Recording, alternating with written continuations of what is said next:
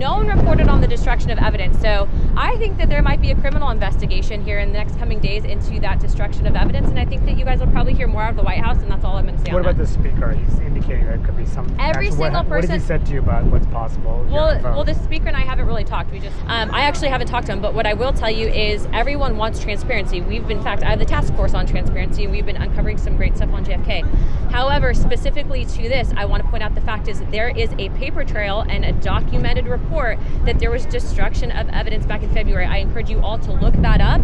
And frankly, I hope that the Attorney General opens up a criminal investigation to potentially those that have been implicated.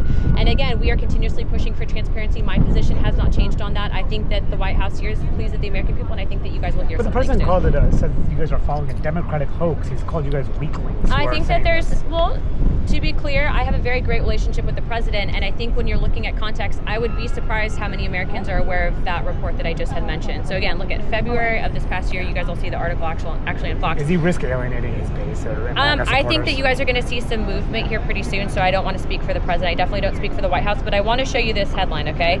Feds accused of destroying Epstein evidence put on notice by GOP firebrand. This was published on Fox News March 14th, 2025.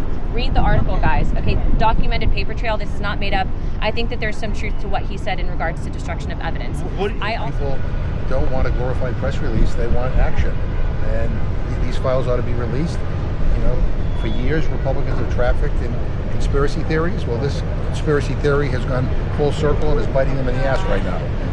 And their base is demanding that the Justice Department release these files.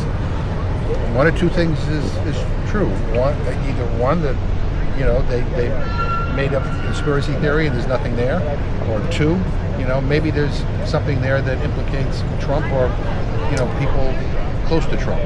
But the only way to resolve this is to release the files. Do you have any idea when they're going to figure this out? No, we were supposed to meet at 10 this morning, and that got postponed, and it's kind of been radio silence ever since.